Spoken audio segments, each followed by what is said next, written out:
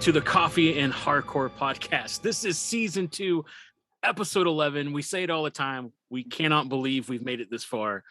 And this is a special episode because it's Wiley's last show with us until April of next year. So we are simply calling this one Wiley's Worst Self Hiatus. Aww. Hi there, everybody. You are the final caller on Hot Ice Ever. Wait, no, wrong show. Sorry. That's right, Mr. Mick. I'll be taking December through March off. I'm going to be focusing on our new little baby. Ooh. Otto Wiley Willis. Yeah. That's the name we went with. Woohoo. Projected to be here with us December 12th of 2021 this year. That's right. You just never know. Like, it's so nerve-wracking when you get those dates and you're like, could it be here? Could it be here? And then you're like, what? But hey, we're going to miss you. And even though we're going to miss you, we've already found a replacement. Oh.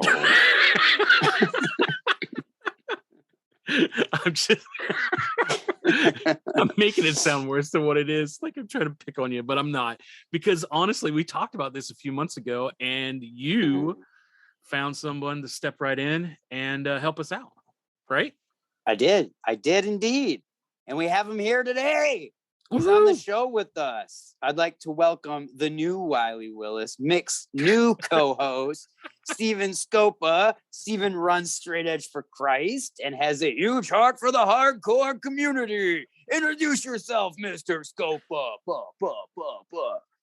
Hey guys, I'm stoked to be here. I have some big shoes to fill. No, only size 10 and a half. 10 and a half. Well, I'm sure your shoes are bigger than that. A little bit, but I definitely am very excited and honored to be asked to do this. And me and Wiley and some other people have hooked up online and done some things together, raising some money and sponsoring some albums, and it's been awesome. And this is the next step, so I am definitely very excited to be here. Yeah, man. Yeah. Super excited to start off next year, hanging out with Steven, new co-host, giving Wiley some time, much needed first dad time off, being there and supporting his wife and little baby Otto. It's going to be good. Well, that's something I was gonna say is like, you guys are seasoned fathers, right? Oh yeah. So you already know this gig. Yes. Yeah. Yeah. This is my first, so I'm like, gotta get ready. Gotta make sure everything's perfect.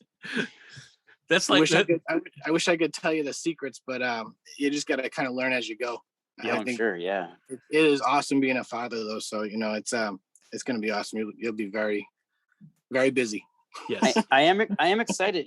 I've heard from the people that I'm close to that have kids say you don't know true love for someone until you have a kid. So that's going to be cool. That's very true.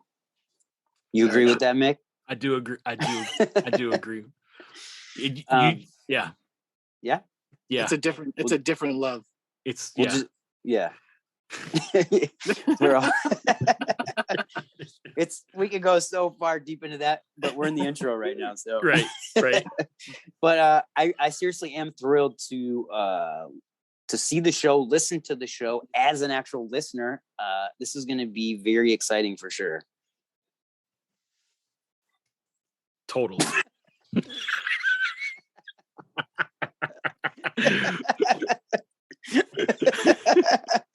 But we do listen. We got totally. Oh hell. Yeah, listen. I just put 3 of my kids to bed, so that's what you got to look forward to. So it's the totally brain, like dad. You're feeling it. But we do have some great stuff for you on this show. We've got a coffee review. We've got album reviews with Wiley, myself, and Steven. It's good stuff. Yeah. You and Steven also chat with Joel Odie from the band Worst Self. Oh, yeah. And I want to say Mick sent me that chat. I won't give anything away, but that was a great chat and he had good things to say. And one thing I did learn, you know what? I'm going to say, Steven, I'm going to save that for the outro so I don't give anything away. But remind me I have something to talk to you about sobriety when we get to the outro. Okay. But Awesome. it was awesome to hear you guys talk to Joel Odie from the band Worst Self. And Joel and I go back. I know him, and I was sad I couldn't be there. But thank you guys for picking up my slack again. He's an awesome dude. We have a great time on Coffee and Hardcore. Let's go into it, shall we? Boom! Boom! Well, dang, he's got the boom down already, man. He's already got the boom down. It's just gonna fit. It's the one thing that your wife complains about all the time is that we say boom too much. Boom! We just added a third one. That's right, man. Let's do this. I've been practicing all week, randomly booming people. Random, just walking by. Boom! I've been adding a shakalaka at the end of it, though. Boom shakalaka. All right, take us into the next section. Where are we going, Mick? What's the next section? Are we doing the worst self chat now? Yes, we're gonna do the worst self chat now. So here it comes. Right. I'll sit back and listen to you guys do it. All right. Boom shakalaka. All right, so today on the show we have Joe Odie, the bass player and vocalist for the Grand Rapids, Michigan band Worst Self. Joel was the singer for the Michigan hardcore band Brothers with his twin brother Troy, who also plays guitar in Worst Self. Joel was also a recording engineer at Studio Odie in Grand Rapids, Michigan as well, and recorded a ton of bands. And rumor has it that you even played bass for Comeback Kid for a little bit. Rumor has it. So we welcome to the podcast today, Joel Odie. How's it going, man? It's going great. Thanks for having me. Stoked to be here. Awesome. All right, we're going to jump right in. So Wiley sent me a bunch of notes, and he wanted me to say that he totally loves your older band, Brothers. He's a huge fan of it. And we on the podcast, we love to talk about your take on hardcore. And so Brothers was a passionate band, and they were for the most part positive. And so now fast forward some years later, you're in the band Worst Self, and it seems like there's a little more raw emotion. It's a little more real. It's a little more pissed off, and there's a lot more self-reflecting. So here's the question. Can you talk a little bit about that transition and what made you go in that direction? Yeah, I think, Brothers was like, started at a time when there's just a lot of metalcore. I mean, it was like 2007 and everybody was just tuning low and wanted to be the next As I Lay Dying. So we were kind of just like, we're going to tune to E Standard and just play some like melodic hardcore, kind of in the vein of like Modern Life is War was kind of our big influence at the start.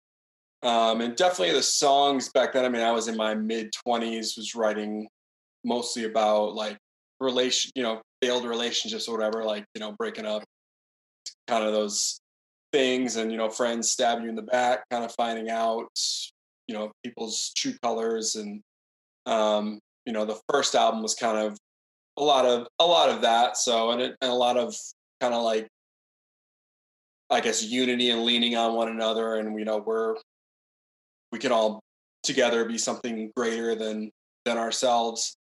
Yeah. And I think a lot, even some of the other records after that, definitely a lot of those like messages. And it was definitely a band that was like trying to kind of unite the scene, to something positive and not just be like, hey, we're here, go crazy, beat people up. Kind of wanted to have something more to say than that. So then that band stopped and we started Worst Self. I got married, started having kids. And yeah, definitely that band this band, Worst Self, is more, every album has been pretty introspective, me kind of singing about my life experiences. I don't like have any failed relationships anymore to sing about. I'm happily married.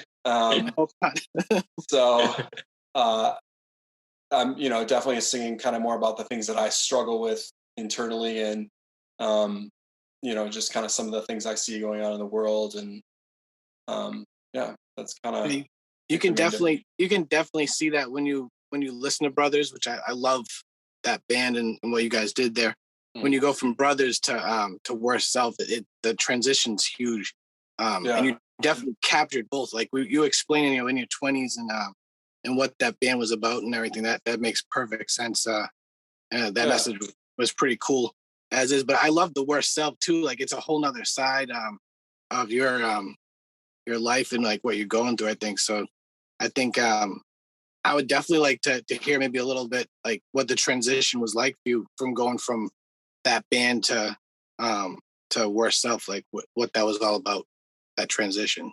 Yeah, for sure. I mean, we put out an EP called Everyone Is Replaceable, and that basically was like 7 songs of me kind of documenting my journey out of alcoholism.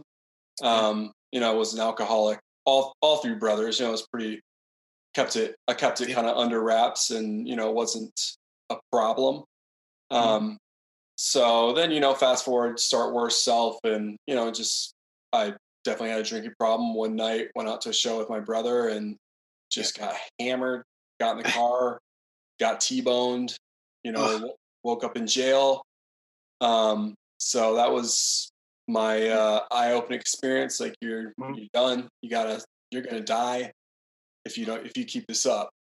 So that's kind of where, that was definitely a hard transition. I think the first Worst Self album, Liars, definitely has some like darker themes and definitely some more kind of introspective stuff. But that was all written previous to my accident, where I was, basically still living in denial that I had a drinking problem. Yeah. So then Everyone Is Replaceable is kind of, it's heavy. Like I'm singing about just kind of some heavy things in my head, thinking about like abandoning my children. Like, I could have died. So yeah, that's just kind of like a lot of what I wrote about, which is like the internal kind of voices in my head, and just got to get them out. So I think for me that was healthy, and it's super dark. It seems super depressing. Really, it's hopeful because I've been sober now for 4 years, and it's like congratulations, man. That's awesome. Thank you. That's huge. Yeah. I'm in a much better place, just, with relationships with my wife and my friends. And it's I wish I had done it 15 years ago, but I needed something to shake me up to get me to realize kind of that I had a problem. So. And Mick, you're sober too, right? Yes. Yeah. How long have you been sober? My entire life. Entire life. Yes. That's amazing. My family background. We had some bad alcoholics in our family, and growing up in that and seeing my dad kind of not be like his brothers, that kind of made me go, I don't know if I want to go down that route. And I have a very addictive personality. I've noticed that in my late 40s, I've noticed that. And I'm like, I would probably have been, it probably would have been, for me, it would have been pretty rough. So I'm glad that was one thing that I'm glad I didn't go towards. There's been other places in my life that I went to that was not cool. So I'm not saying like, it's not a statement like, oh, I'm perfect or anything, because I'm not, far from it. But it struggles, Yeah, but that was the thing that just seeing that play out in my family and stuff. So. Yeah. And the Everyone Is Replaceable. That album was honestly the first time that I had heard Worst Self. And there's a couple lyrics last year I went back to that album quite a bit, and there's a couple lyrics in that. You said they were dark but hopeful, and that's the best way I can describe that EP. Is like it's dark, but it is very hopeful.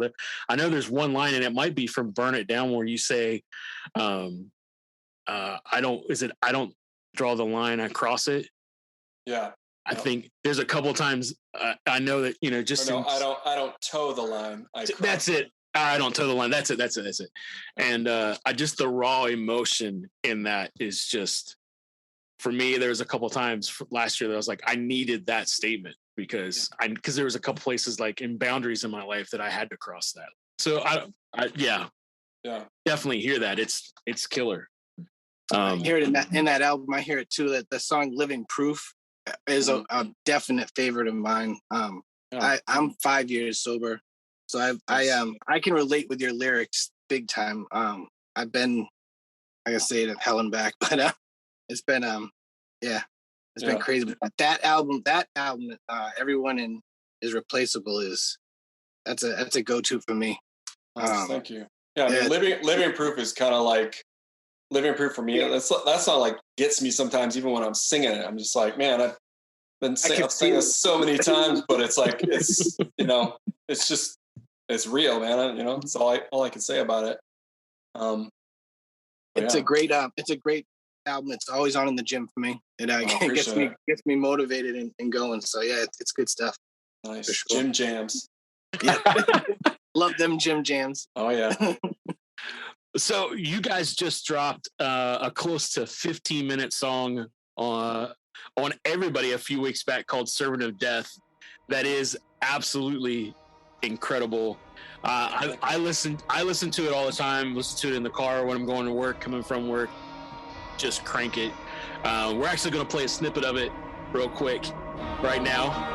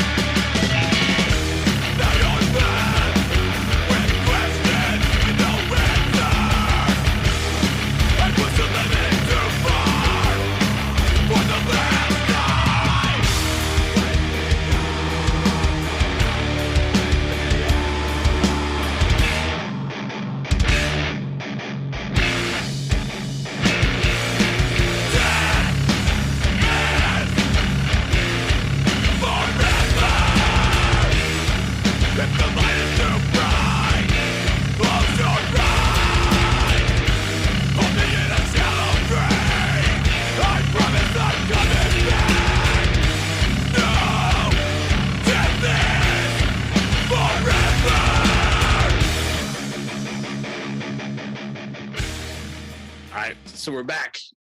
All right. So Wiley said he chatted with you off the podcast about this song, and then he kind of told me about it. And we think the message is incredibly important, and we wanted to know if you would be willing to go into the message of the song for us, if that's okay. Yeah, for sure. Servant of Death we wrote it before the pandemic, and we were planning on recording it, and then pandemic happened, so that kind of got moved to the side. It's kind of like the B-side to Everyone is Replaceable. Like lyrically writing it, I was like, this is going to be kind of like if I had died, essentially. If I had died in that car accident, like I'm writing this song kind of, as if I'm like, going up to heaven and I'm looking down, having to watch, my children's life without me in it. And my wife and the people I love. So it was kind of it was a hard song to write, and it's probably why it took 2 years, because I'm just like, I'm not sure I'm ready to like really open that up and really kind of, poke and prod at what that looks like. So, it's not that I've never thought about it, but it's like when you really start to write it down and put it in a song, it kind of takes on a new kind of, I don't know, thing. It's a new presence. So basically, it's kind of, if I had died, this is Wow. My regrets, my kind of just, me just kind of like lashing out at myself and wishing I had a second chance, but the second chance is gone. You're dead. You're a servant of death. Like, that's it. Wow. So It's a great song, and the artwork is awesome too. I gotta say, like I love the skull. I'm like a sucker for skulls. Anything Nice. skull gets me. But who did the artwork? Is that someone in the band that does that? Because I see. Yeah, our drummer Nick is he's our visual guy. So yeah, he does pretty much except the first album artwork, which I did and is horrible. He's done everything after that and designs all our merch, and he's super talented and he did a great job. Yeah. I love the color schemes. He went from the we had like 2 singles with the orange, and I get the yellow. It definitely it pops. He did a great job with it for sure. Yeah. I'll pass that on to him. Definitely. So you do a ton of stuff with your twin brother. And so what has that been like over the years? Like, have you both mainly been in bands together, or are you doing different stuff? And what does that look like? Because I know, like, family sometimes, especially in bands, can be a little rough. Like, what's that like for you guys? yeah, I mean, there's only been like a handful of bands that we've been in without each other. And one was like, Comeback Kid, obviously he wasn't in. But other than that, pretty much anytime one of us tries to start a band without the other, it just kind of doesn't ever work out. So we're always, and like we're twins. We've grown up together. We know each other. It's like we just know how each other thinks. I mean, we definitely, like, especially when we were young, like, we butt heads hard, and it's just like, when you're young in your 20s and you want it to be the way you want it, you're not gonna budge on that riff ever. So, but as we've gotten older, it's gotten easier. Like, we know we know our roles, I guess. I mean, I am kind of the main songwriter and kind of call the shots. So, he's fine with that. So there's not really ever like huge butting of heads. I mean, sometimes we're just jerks to each other because we're brothers, but yeah, I mean, it's, he's definitely if there's someone I want to play in a band with, it's him, because he's solid and I know he's going to hold it down. So kind of, you grew together. Yeah. I'm sure. When did it start? Did it start at an early age? Yeah, we started our first band when we were 13. Yeah, so you've grown a ton over the years. That's awesome. Yep. Awesome. So, like, we kind of talked about this a little bit, but I kind of want to go into a little bit more detail. Like, you're basically the main lyricist for the band, right? Yes. So, like when you're writing the songs for these albums and the EPs and everything, is that something that's therapy for you? I mean, are you seeing that from that perspective? Like, I'm writing this and this is therapy for me and I'm putting this out there, or are you writing it to get like, is this kind of like for the audience as well, for them to see it as therapeutic? And the reason why I asked that is because Wiley and I have had a lot of conversations and even talked to the guys in Change and brought up the band Be Well and just a couple of the bands that we've had over the last couple months. For Wiley and I, the lyrics themselves have been very therapeutic coming out of the last 2 years.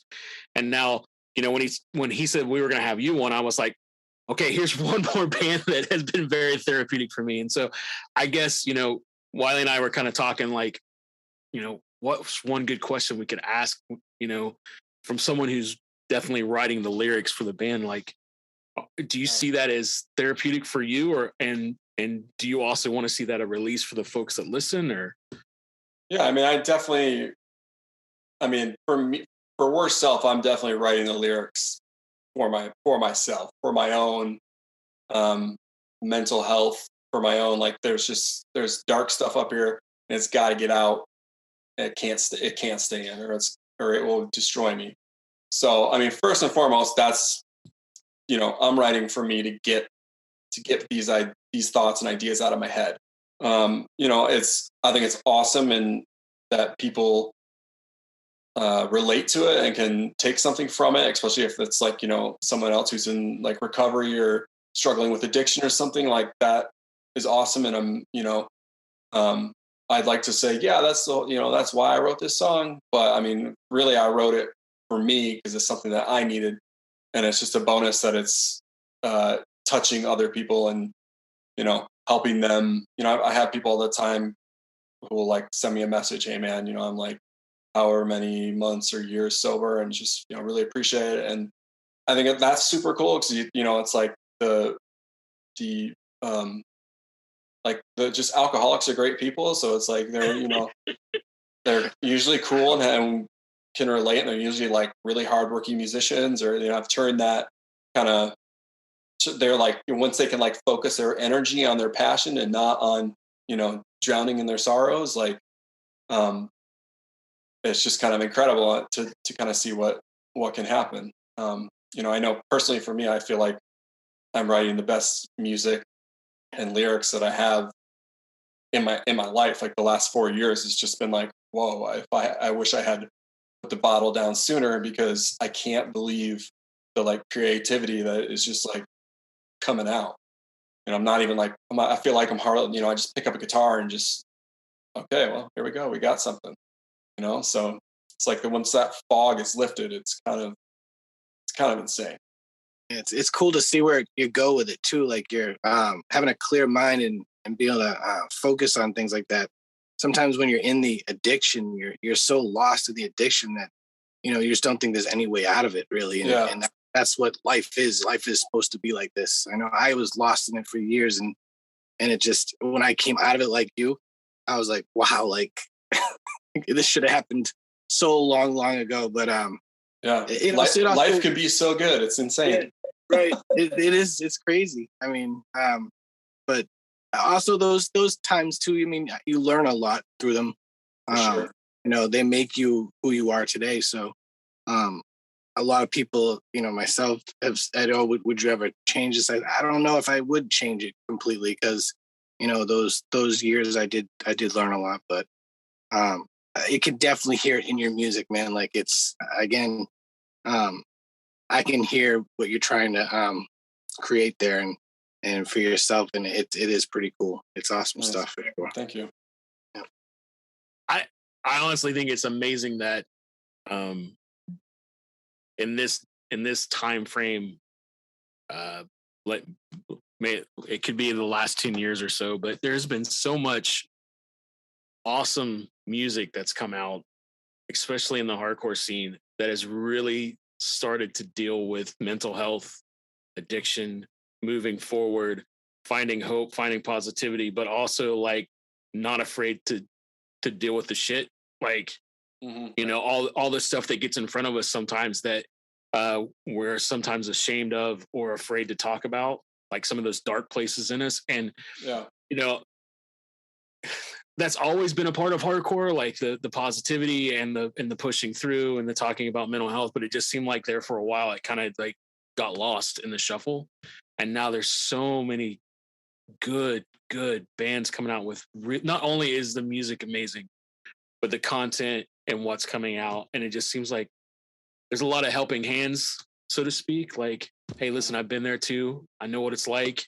And I don't know. It's just really encouraging to see that happening. And I talk to people all the time. They'll be like, I heard this song and it just reminded me of this, or I was really dealing with this, and then I heard this song and I got, this is what I got out of it. And it wasn't like that like 8 years ago. For at least I didn't see it. And now being able to see that happen it's just really cool.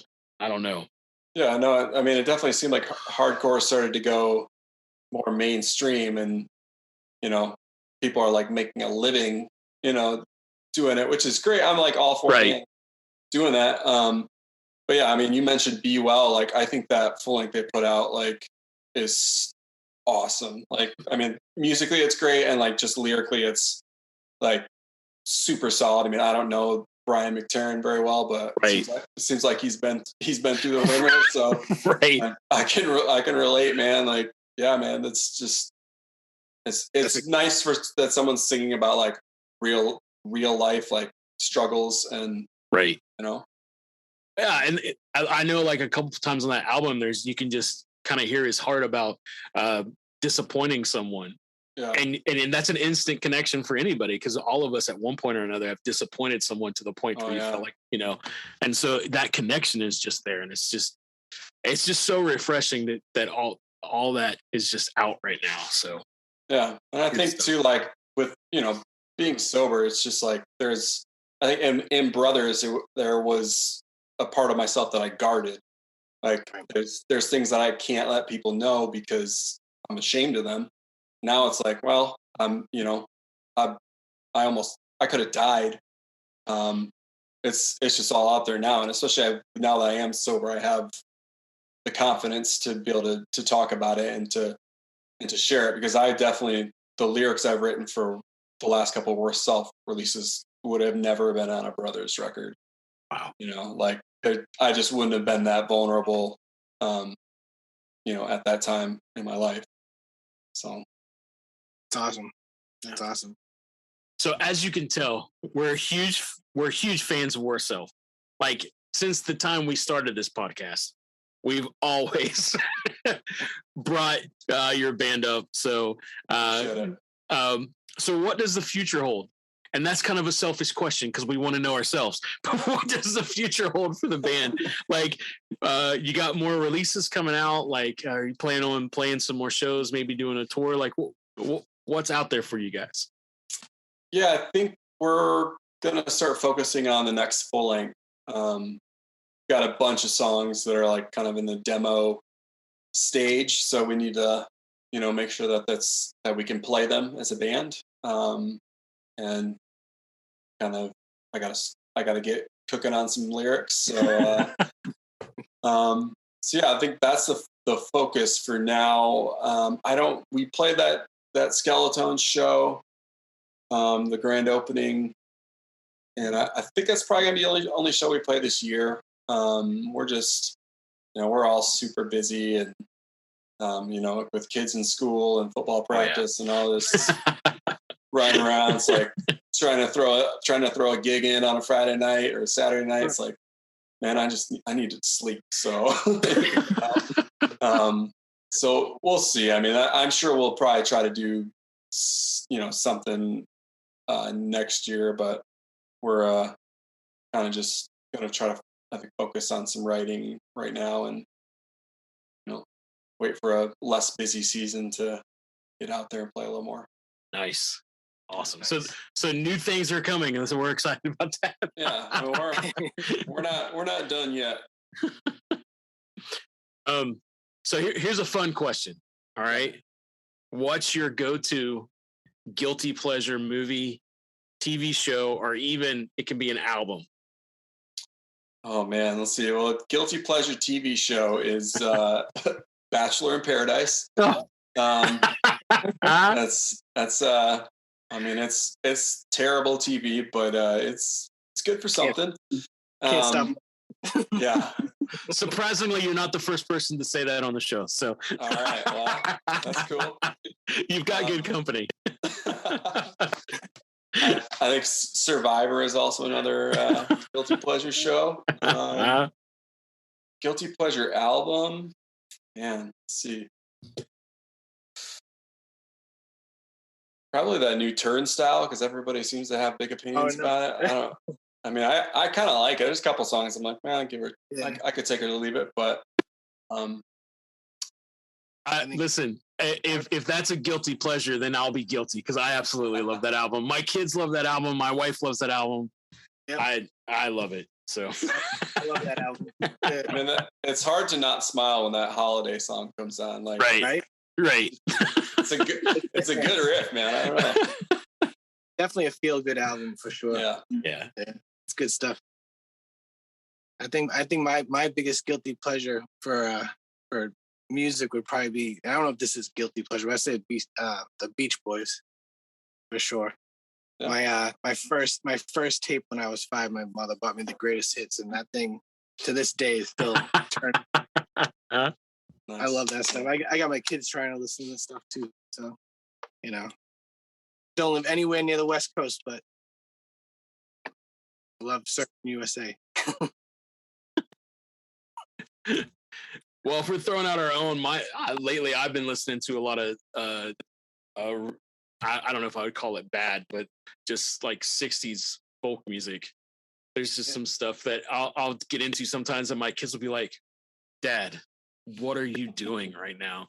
I'm a huge Bob Dylan fan, and so I listen to Bob Dylan a lot, but I keep finding this other stuff that's from that era that I get into. If other people knew, they'd be like, "Why?" Like Donovan, why? But it happens. Just keep digging. Just keep digging. Yes. Just keep digging. Oh man. All right. So this is the time when you can plug whatever you want. If you want to plug some bands that you know, bands that you dig, coffee shop, a business that you frequent, whatever you want, this is the time to plug some stuff, and we'll try to put as much links to where people can catch on and experience some of the stuff that you're into. So sure. I think because this is the Coffee and Hardcore podcast. Yes. For coffee, there's a coffee place in Kalamazoo, Michigan, called Ron's Beans. Ooh. Which they have a nice brew called the Peloton. They go to bike races and stuff, which I'm very into cycling. So you should check out Ron's Beans because the Peloton beans are great. Awesome. Bands, I'd say Worst Self has like a plethora of side projects under our Worst Records label. So if you're into that, you could check out Mayo Jean, which is kind of like 90s alternative, or Walk Fearless, which is kind of more like a melodic hardcore in the vein of Brothers. Or my brother has his side project called Dump Truck, which is like kind of noisy synth. Nice. Very nice. If you got like 80 minutes and you want to just, put on some synthy drone music, that's good. Yeah, in Michigan, I'd say check out like Bitter Truth. You guys had them on the podcast. They're good friends of ours. Who else? Check out Worst Self because that's what you're listening to. Totally. I'm just blanking on bands right now. So. That's all right, man. I got dad brain. Right. Well, hey, Steven, you got anything else you want to throw out, or? Keep doing what you're doing, man.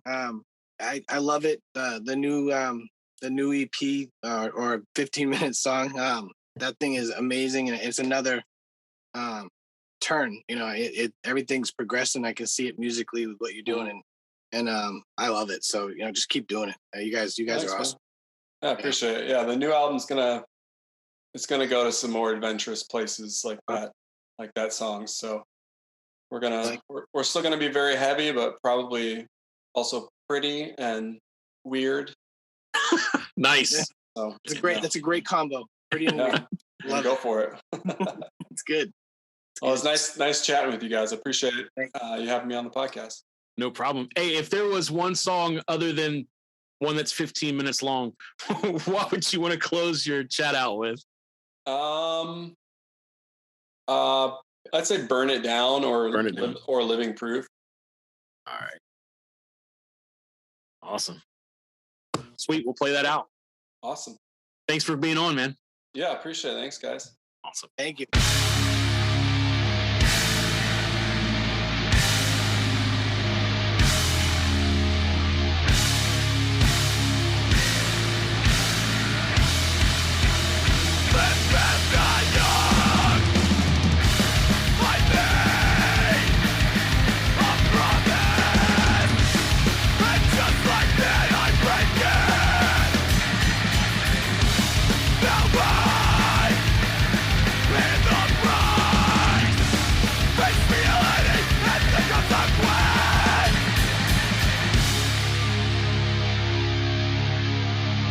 And you went too far. I don't toe the line. I fucking cross it. Try and snuff my flame out. I'll burn down every bridge on my way down.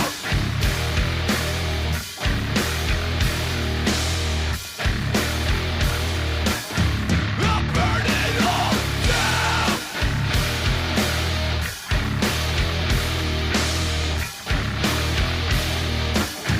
I'll burn it all. I'll burn it all down.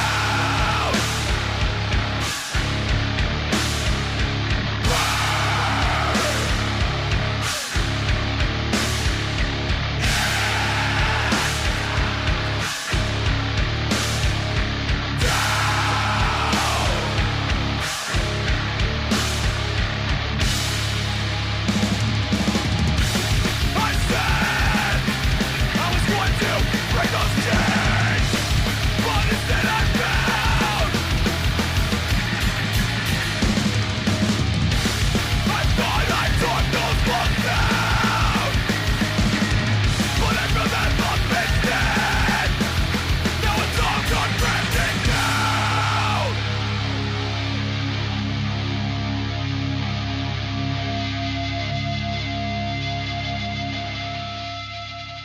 Now, before we do this, let's go over the ground rules. Rule number 1, no touching of the hair or face. Of course. And that's it! All right, here we go. So we're going to give you a little insight on Mick and Steven here. Steven's taken over for me for a few months while I'm on my hiatus. So we just thought the listeners should know a little bit about him. But before we do that, we're going to talk to Uncle Mick here about his journal/book that he released.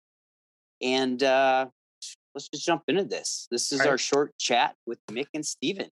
I just want the listeners to hear Steven's story. So, and Mick's adventures in your new journal I have here.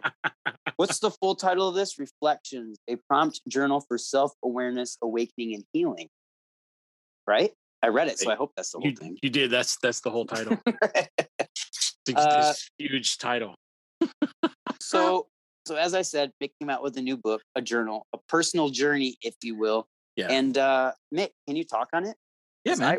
I ordered this, and honestly, I'm super busy, so I haven't had time to go through it yet. Totally.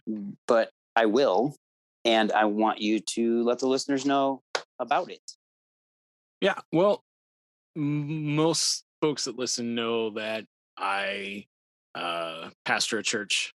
I've been pastoring for over 20 years, and the last 2 years shifted a lot of things. We kind of talked about that a little earlier in the year, but things just shifted a whole lot with our church. We moved everything to online, and we still continue to do that. But in that process in 2020, things were just so different and weird, and a lot of stuff going on inside of me, a whole lot of deconstructing going on further. And, at the end of last year is when my father passed away. He passed away on Christmas. And between everything that happened in 2020 and then my dad passing away, and then right after that, my wife and I getting COVID and working through all those emotions of, we just had family pass away. My mom had it. She was not doing well. And there was all of that worry and anxiety and stress. And then even in myself, like worried about my kids getting COVID, what's going to happen to me, like, and my, what's going on with my wife. We kind of had it rough. So, on top of that being, we're already, kind of separating ourselves some, but now when you're really in lockdown because you have COVID and you're even separating yourself from your kids in the same house and they're young and you got to wear a mask all the time in your own home, that makes things even more stressful and more crazy. And so in the midst of all that, I just started really questioning, like, what the heck is even prayer, right? Because, I'm 46, grew up in this, been pastoring for over 20, talk about prayer, walk through that all the time. And really, from those moments and time afterwards, I would just wake up early in the morning and just sit in my thoughts and walk through, like, what is actually all this going on? What's this about? And recognizing things that stir up inside of me, uh, that cause me to stress out, cause me to deal with all these anxious things, to cause me to walk back into depression or whatever. I started noticing that there were some triggers that were happening, and so I just started thinking about, you know, what really is prayer. I started teaching that in our online stuff and, like, deconstructing that thought process and be like, I think um, when we read in the Gospels and Jesus talks about prayer and even does the Lord's Prayer, I don't really know if it's like this whole begging thing or this whole pleading thing or this whole, like, let's send our thoughts and prayers to people. I think prayer is really self reflection. I think it's us looking at ourselves going, what's in me? Okay. What's the good that's in me that needs to be amplified so I can help other people? And what's the plank, so to speak, the term that Jesus used, that's causing me to judge the speck in other people's eye? What's that plank in me that's causing this stuff to stir up in me that brings up the anxiety, the stress, the shame, the fear, the all that stuff? What is that? And so I just started asking myself some questions. And that's kind of what this book became. These are the questions that I was asking myself when I would wake up in the morning and come downstairs and try to figure out, okay, what is the good stuff in me, the gold that's there that needs to be, worked on and allowed to come out so it can help other people so they can in turn, find stuff in them so they can be healthy. And then what's also the scary stuff that we don't really want to talk about, that we really need to find healing for, that we really need to find help with. And so working through all that and sharing that with some folks, people were like, you know what, you should probably put those down and let people go through that themselves. And so I started putting it together, and it started out as a PDF. And I've come to find out that sometimes when you try to give stuff away, people really don't go after it. But as soon as you put it in a book form or a CD form or a record or anything like that and put a price tag on it, for some people, some reason, people won't take the free thing, but they'll pay money for it. And so that's why I was like, okay, so people are saying, like, I need to put this in a format where people can get it. And I know, uh, unfortunately, I had to go through Amazon self-publishing first time. So that's what a lot of people do. So I went through them, and that's where you can get it. But yeah, that's kind of where it came from. And even now, like, I've in the ones that have went out that people have gotten, the response that I've gotten back has been really cool. I've had some folks tell me that they've actually been hanging out with friends and stuff, and they'll just over coffee talk about some of the questions, and it's actually really helped. A really, really good friend I know who works with the suicide prevention lifeline out west actually got one and was like, man, this is really good. I wish I would have had this when I was a teenager. I was like, I know.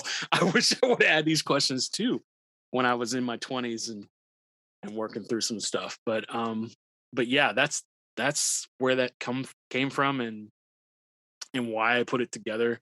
It's the only part that's like, uh let's say, churchy or even has any type of Christianese is in the very intro. Because I didn't want it. I wanted it to be open for anybody to go through.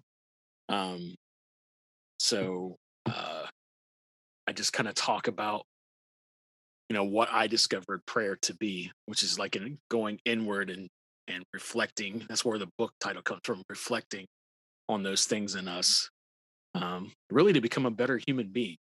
I'm learning as I get older that mental health is very, very important. And if I'm mentally healthy, then I'm actually helping my neighborhood because I'm reacting in a way that's going to bring out positivity and not negativity. And if I'm mentally healthy, and I'm releasing the positive and having love and hope go forth, then it's going to help my neighbor because their response is going to be hopefully the same way. They're going to respond better and open up to conversations and stuff. So, and and I did add some stuff at the end of the book to where if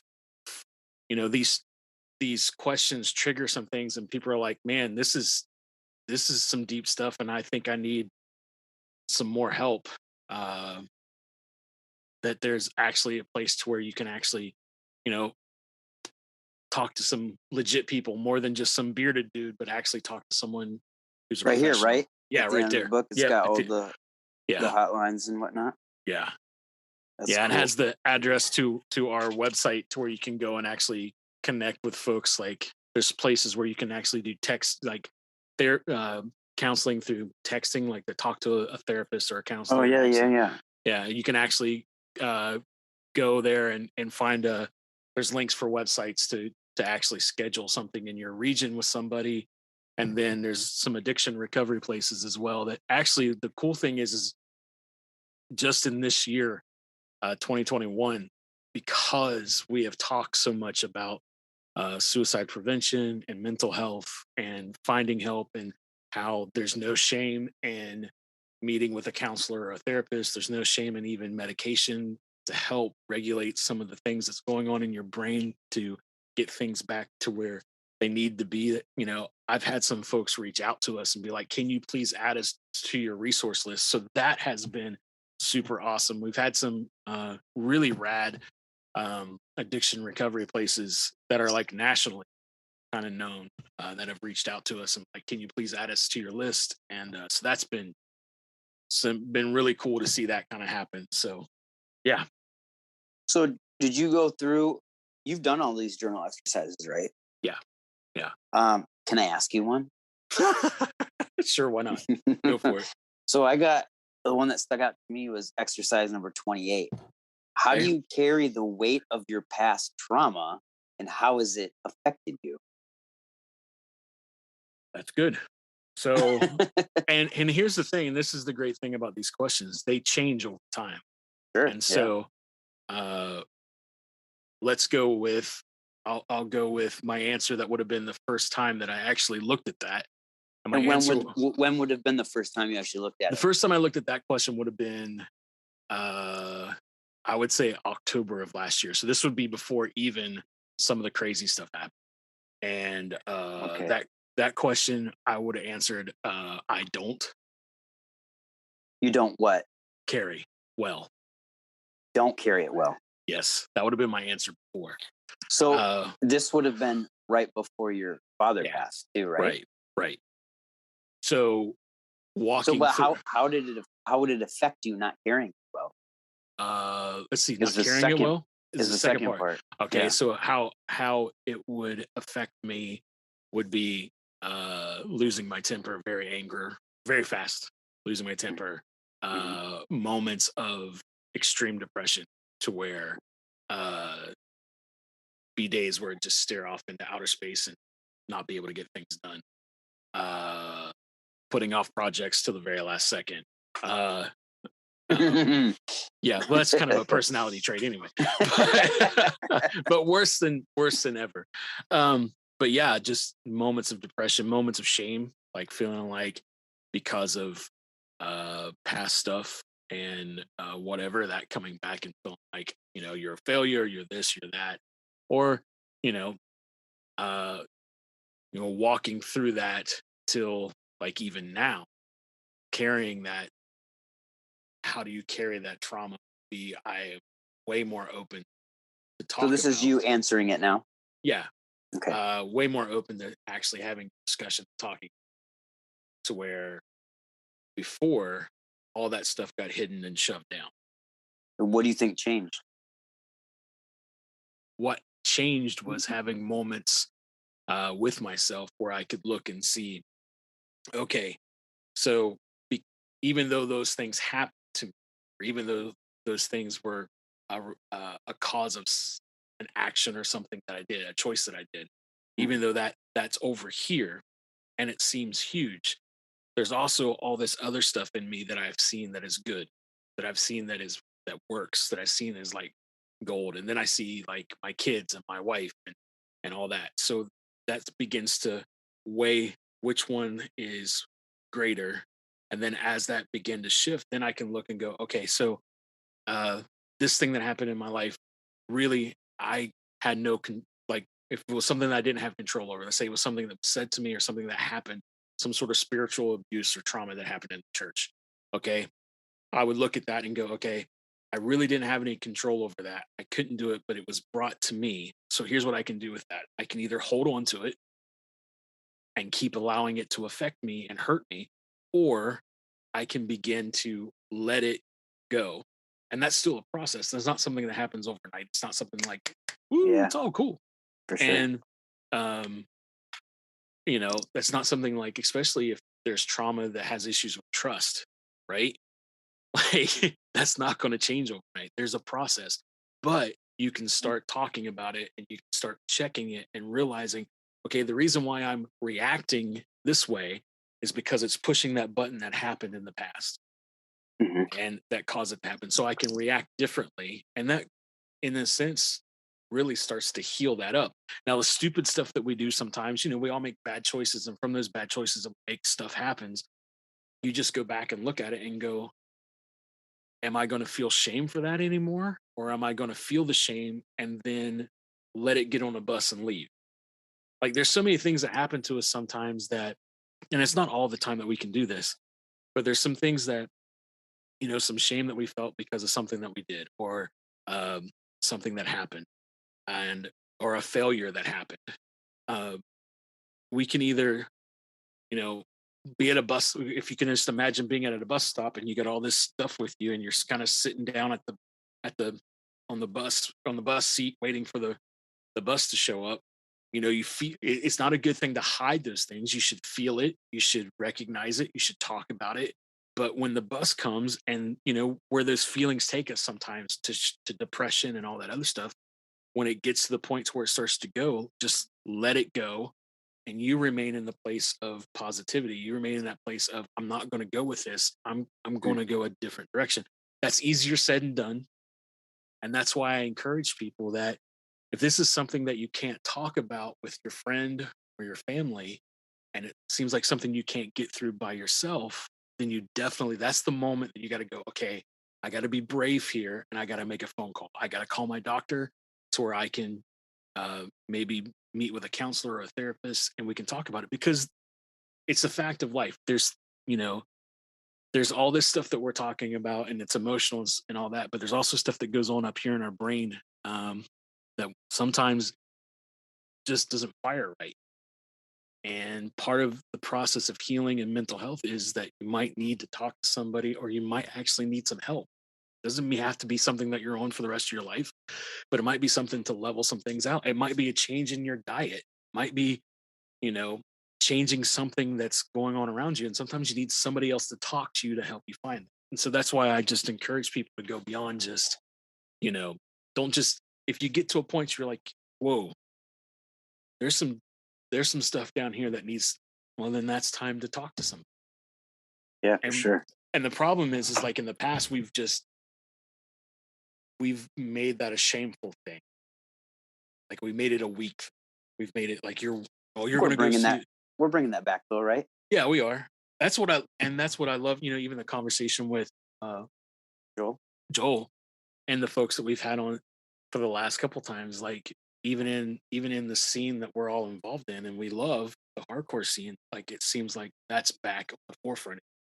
Yeah. People are not afraid to talk about mental health, not afraid to talk about the junk that they've had to go through in their life and be like, whoa, and talk about it, sing about it, yell about it, and show the other side. So it seems like this book was very therapeutic for you, and that's why you did it for your, I don't know if I want to say congregation, but for your church peoples. Community. And then we community. Just call it, there community. you go. Yeah. And then you decided to make it to help others. That's cool. Yeah. And that's honestly, that's kind of normally how I roll with stuff. Even the stuff that I teach and do, it's all self-reflective of things that have happened or I've went through. And my wife and I will talk, or I'll talk to other people, and they're like, "Man, that you really need to talk to other people about that." And so that's kind of everything that I do. That's kind of how it rolls. It comes from something that I walked through or went through. So, yeah.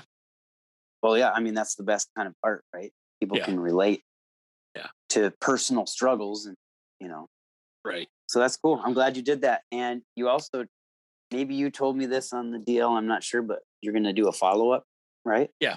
Eventually, I want to do I kind of want to expand on it and then add some, because I really didn't add anything else other than the intro and the questions, because that's what helped me. I didn't want to get into anything else from other folks. I wanted to walk through it, and then now I think that there's some things that could be added to it to help. So cool. Yeah. Thanks for sharing that. Yeah, no problem. Boom, bam, bop, bada bop, boom, pow. Now it brings me to Steven X Scopa. What's up, dude? What's going on, man? Let's get into it. Steven, tell the listeners a little about you and your journey. But first off, though, I want to say I listened to the Joel Odie Worst Self chat, and so did everybody else, because this follows after. Right. And you're 5 years sober. That's right. I didn't know that. I didn't know it was so. 5 years is weird because it's not a little time, but it's not a lot of time. It's kind of, It's so, yeah. It's not a huge amount of time, I guess, in some worlds, but at one point in my life, it's a massive amount of time. Oh, I hear. Yeah, I'm only 7 years, and so I completely understand. So I was a little bit shocked. I heard that. I was like, I didn't know that. For some reason, I just thought you were like a Mick guy who was kind of sober forever. Yeah, Mick's got it down pat. Sure.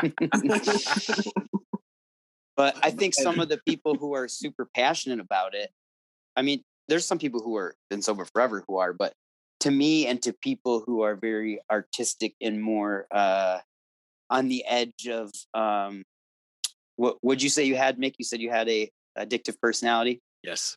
I would say I have that too. Do you say you have that, Steven? Oh yes, definitely. Yeah. So for people like us, 7 years is huge. 5 years is huge. Yes. Forever, Mick, is huge. But yeah, so tell us about your journey, how you got hooked up with us, and how you started this whole straight edge for Christ thing. So yeah, I mean, I myself personally battled with substance abuse and depression, anxiety, all of that for a couple decades, and then it changed drastically after I had some kids. I thought at first kid was going to change me completely.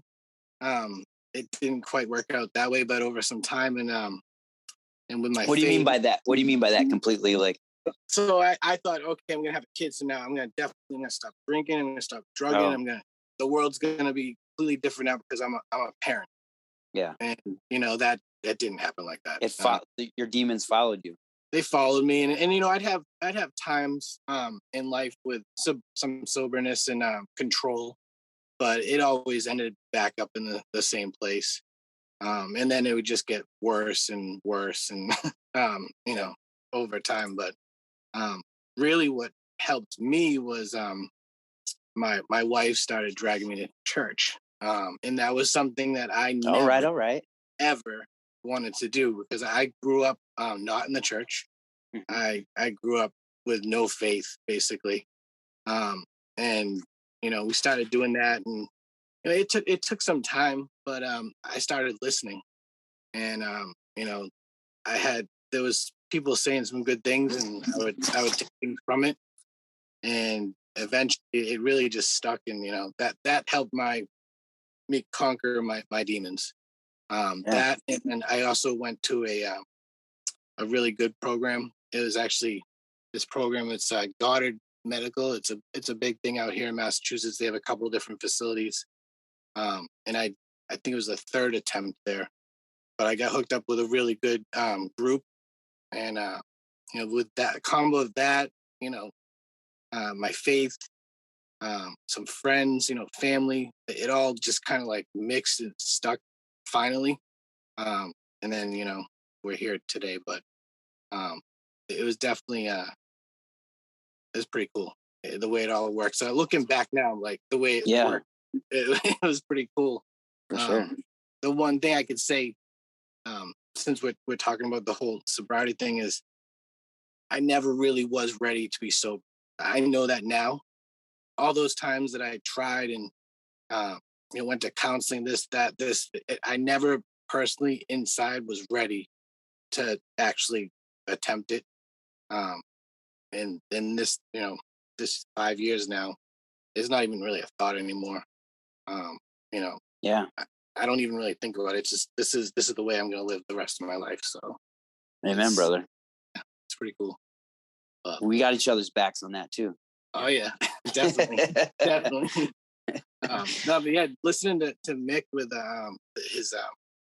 his journal and stuff, that that's I've same thing. The anxieties, the demons, the shame. I mean, it's not an easy world out there. That's for sure. Yeah, and it's tough, man. I get it. It's hard. So,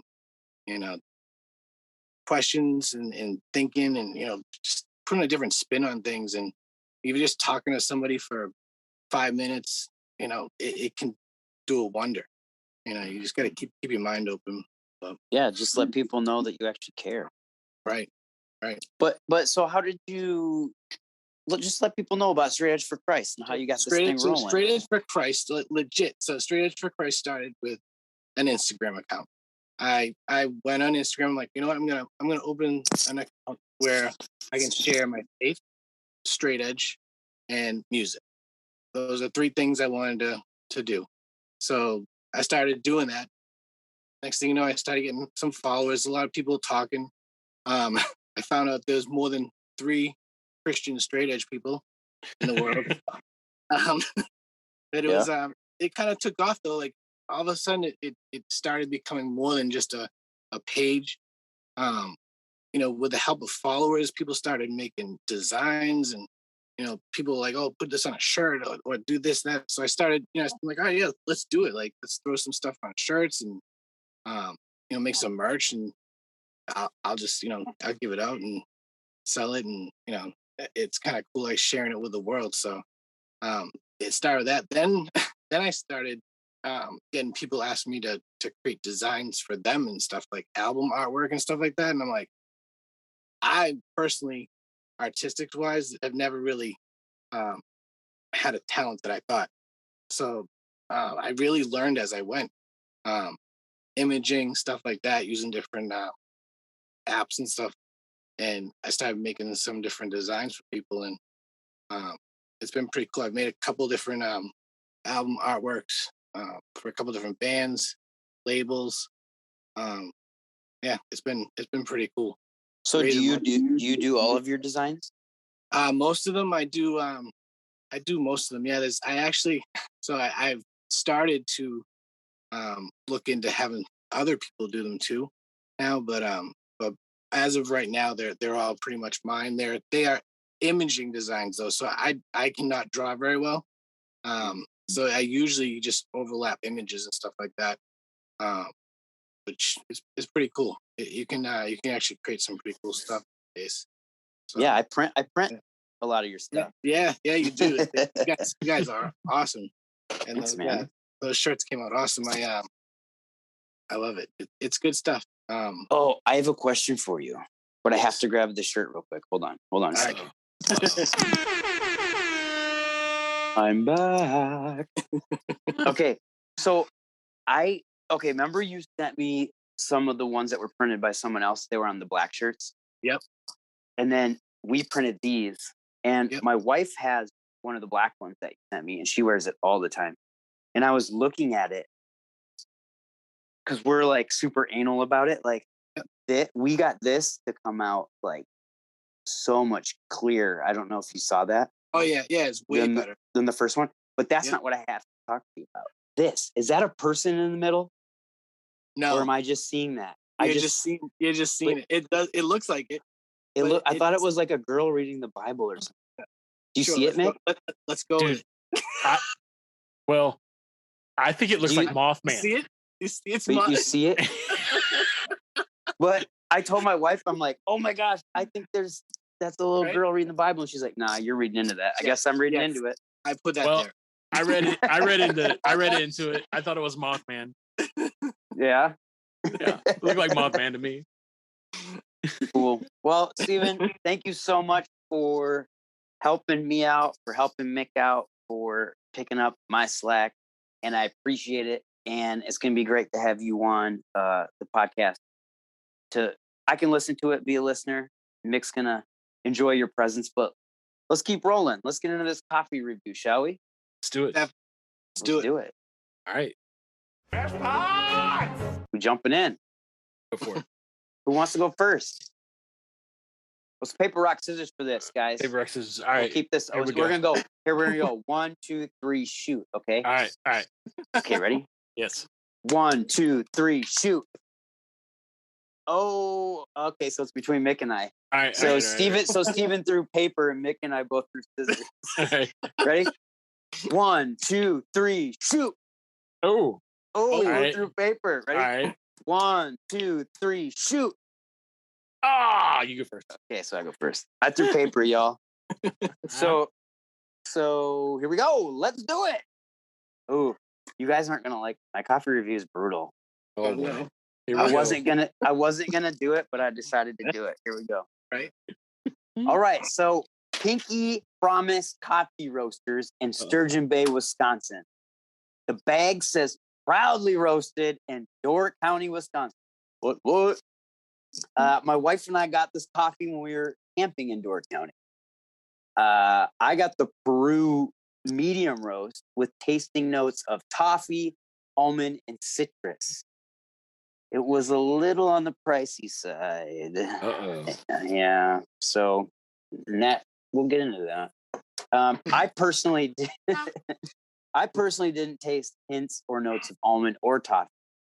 I did taste a very strong burnt flavored coffee.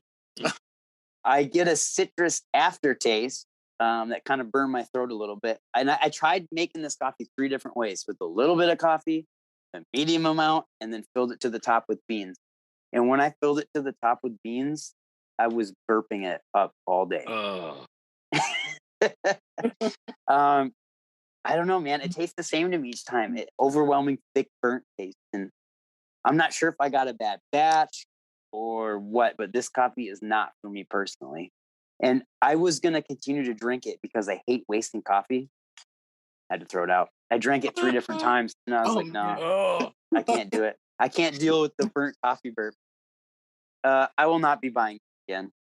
And I almost didn't review it, but I was excited to try this coffee from Door County. And we even put together a care package for you, Mick. Yeah. And I sent you a bag. And after trying it, I'm like, no. I think we got you the Kenya full body. You did. Have you tried it? Oh, you're gonna make me do this. All right. This is now listen, I'm not reviewing Pinky Promise because you did it and we kind of came to the same conclusion, even though you sent me a different bag. You sent me the dark one. Yeah. Man. The same? It's the same. As soon as I opened the bag, I was like, this smells burnt. And so maybe it was a bad batch of all the way around. And the second thing was it said but yours was a whole different kind of coffee. It was, yeah. Maybe the roaster just had a bad week. But the only way I can describe it smelled like a I'm gonna say it anyway. It smelled like a cheap cigarette and burnt coffee. Oof. That's what it smelled like. Oh, but I tried it punching anyway. Below the belt. I tried it anyway, and everything that was on it was dark, and that was about the only thing on the bag that made it Coffee. yeah, Right. like the other, like it said it had a hint of pomegranate, I think was what. And then when I saw that, I was like, well, whose dumb idea was it to make coffee have pomegranate? I was like, it was just not what I was expecting, but it didn't have anything like that in it. And I think I told you the next day I tried it, and I had to doctor it up a whole lot. Like I didn't use as much, and I used a lot of. I was like, I tasted it, I was like, oh, and so I just put sugar and cream in it. Yeah, made it through. So I'm going to agree with you. I don't want to try it again. but I'm going to bring the coffee that I am going to review, because this was also in the care package that you sent me. Cool. And I want to do the Kick Ash coffee. Yeah, do it. So it's from is it Door County? Is that what you said? Yeah, Door County, Wisconsin. From Door County, Wisconsin. It's the Chiapas from Mexico. And its description is like a ride on the Washington Island ferry, bold and adventurous. Now, I've never been on the Washington Island ferry, but I will tell you this, it is bold and it is adventurous. And when I opened the bag, it smelled like smoked chocolate. And I know that sounds like a weird description, but it was smoky, but not the weird smoky. It was like that smoky, we're like, oh yeah, this is pleasant, like a campfire. Yeah. And then you add chocolate to it, and it definitely had that smell. And then I was like so excited, I ground it, and it smelled even better. Like it started to release like even more of that smoky smell. So I made the first pot, and honestly, it was normally first cup, second cup, then stay off of it for a while. Lindsay gets the first cup, and then, there's still a little bit left where if I want to have some in the afternoon, I can. This stuff was gone by 10 a.m. You mean the pot, not the actual full bag? No, not the full bag. The pot. The pot was gone by 10 a.m. It was that delicious. And then, oh, wow. Well, good. Yeah, it was very good. So I sent you like the craziest bad coffee you could have, and then some excellent good coffee. Yes. And so let's not put the Pinky Promise link in our. We'll just give all our business to the other Door County roaster. Yeah. But no, it is a darker roast. But Wiley, I honestly think this is so smooth that you might be able to drink this coffee. Like it's not over the top. They had medium roast there too. I was like, I like the Pinky Promise bag, and I was like, oh, this looks cool. I'm gonna get this. It's good, man. I have enough to maybe do 1.5. I'm like savoring it. Let me see that logo. Logo's pretty cool. Yeah. So, and I even went online and checked them out. You can order, and you definitely can order their stuff, but they do other stuff other than just coffee. They do like a whole like a little general store thing, kind of. I think they have tea. Oh, okay. Maybe even they have some Kick Ash soap. So they're kind of like the guys who we had on that did everything. Kind of like they do everything. Yeah. What was that coffee called? Brutality. Brutality. Yeah. They did beard oil. Yeah. Whiskey, beer, all kinds of stuff. Beer, coffee. So yeah, I think the store is actually just called Kick Ash, like ASH, like the tree. So yeah, pretty good. I enjoyed it a lot. Well, and I will thank you, because for our anniversary, for my wife and I's anniversary, you send us money, and so we bought coffee and made up for it. Nice. I actually went to Oak Pro and bought some coffee. I was nice. Like, okay, I gotta get the good stuff. All right, Steven, let's hear you. So I went with a local shop. It's Restoration Coffee. They got a couple different places around here now. So they're new, and I went with Bright Days. They have only two different kinds, but Bright Days was what I went with. It's a medium roast. Let me interrupt you real quick. Do you like medium or dark or both? So I like both. but I felt like I wanted to do something a little different because this coffee for me and my wife is like a midday coffee. Okay. So I'll explain a little. So I'm a have to have my coffee first thing in the morning kind of guy. So are we. And then I can't go over the top because then I'll be up all night. Mm-hmm. It does hit me like that. So this coffee for us, especially like on the weekends, this is the middle of the day, bright day coffee. Bright day. And it's not too strong, but it's not too weak. So it's a good mellow blend, and it's got like a cocoa and like a fruity taste. Now what I can also say is my wife drinks coffee with no sugar. It is not a coffee to have with no sugar. It does not taste good with no sugar. So you put just a little bit in, or you put a lot, whatever you want to do.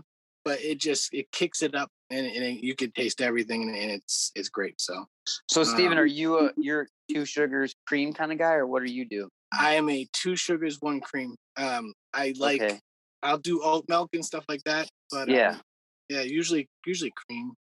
And what do you do? Make your same thing, right? Yeah, I do either half and half or heavy cream.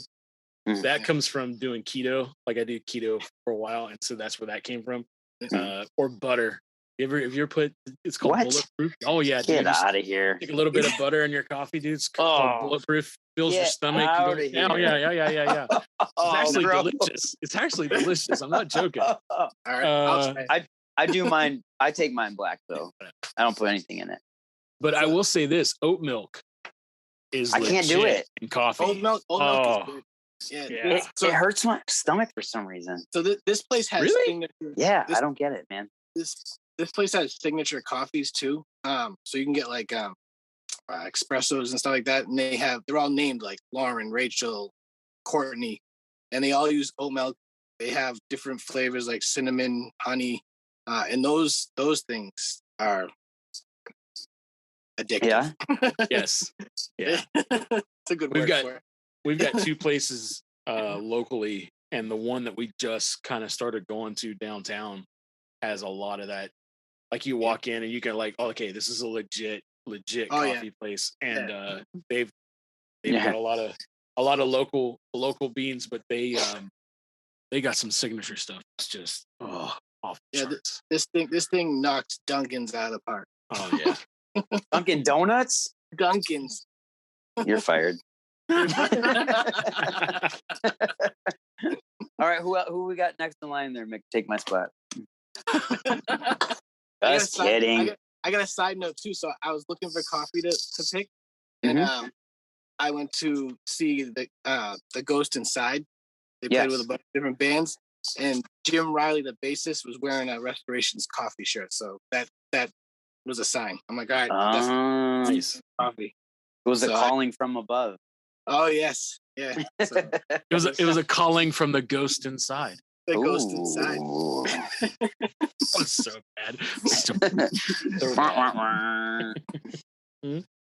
Cool. So we'll put a link to Mick. We'll put a link to yours, and we'll throw mine in the garbage. There you go.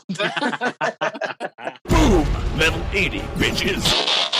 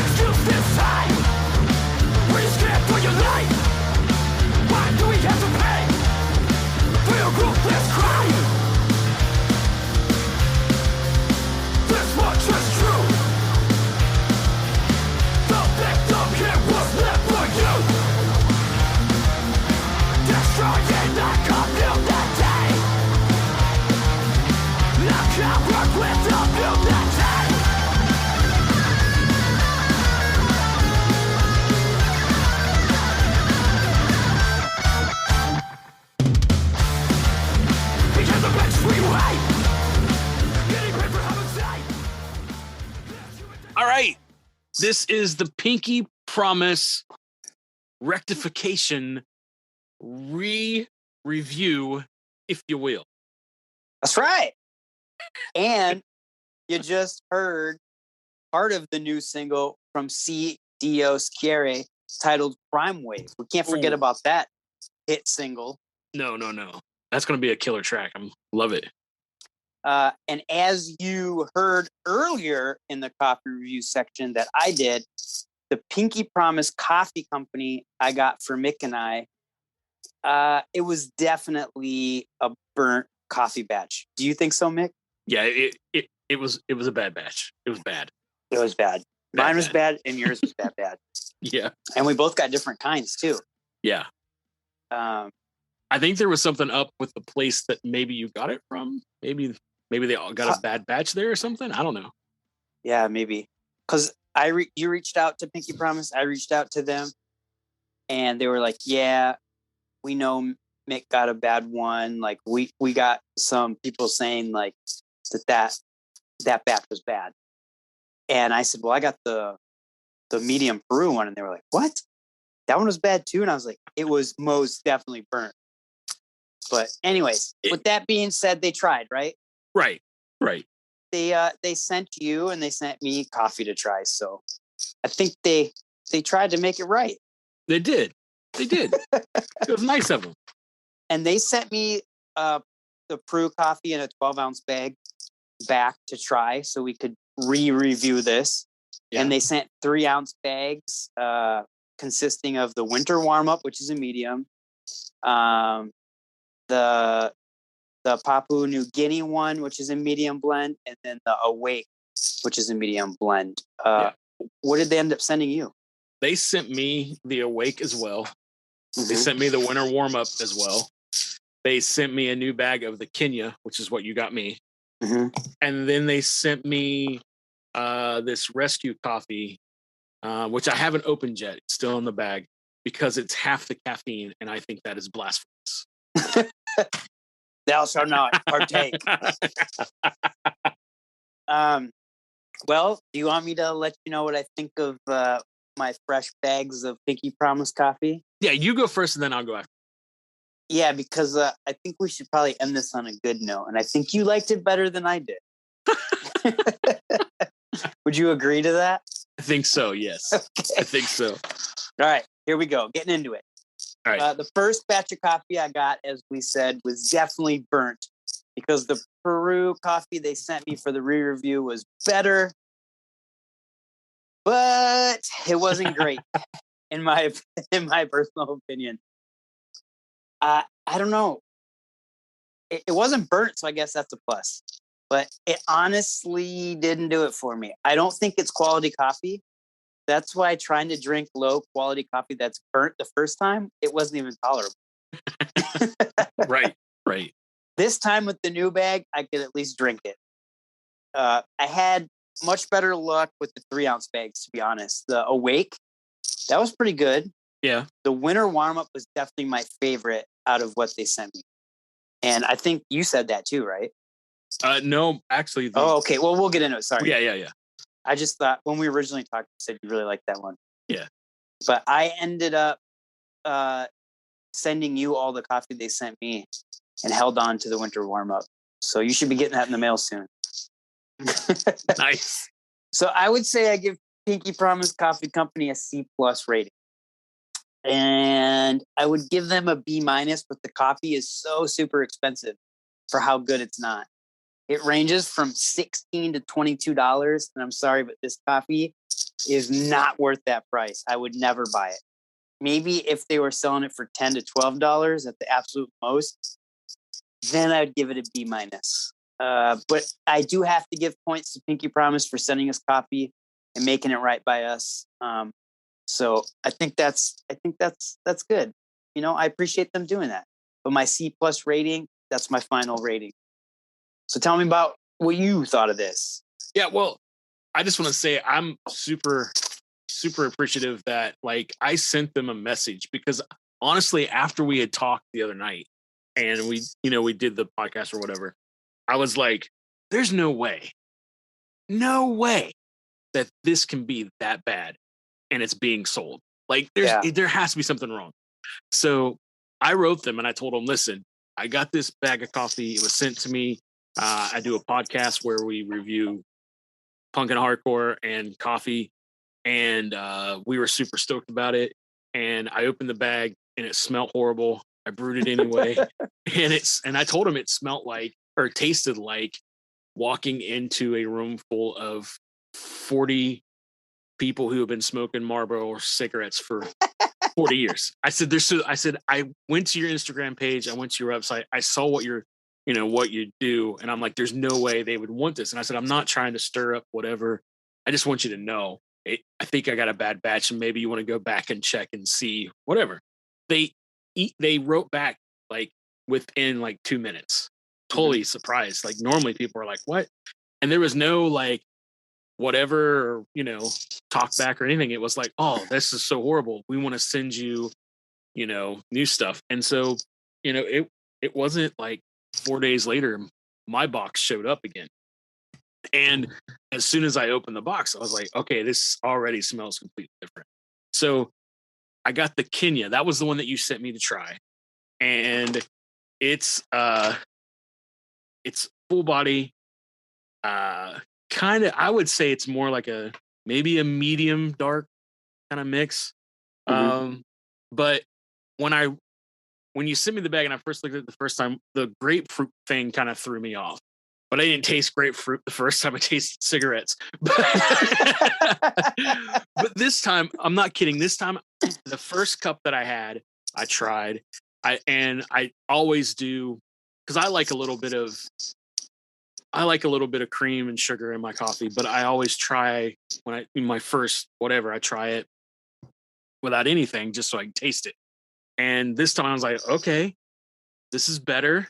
It doesn't taste like the last time, but I still just couldn't get past the grapefruit taste. I was like, just don't. It's definitely there. It's kind of a hint of it. You actually tasted it. It's like just a hint at the end. And so the next cup that I got, I did sugar and cream.